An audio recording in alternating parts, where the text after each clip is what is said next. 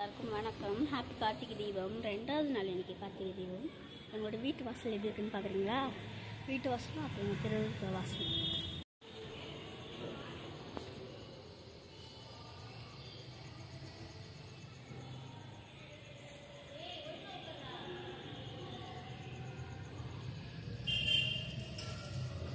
வாசல் காட்டுறேன். இது வாசல் எப்படி இருக்கு? நல்லா இருக்கா?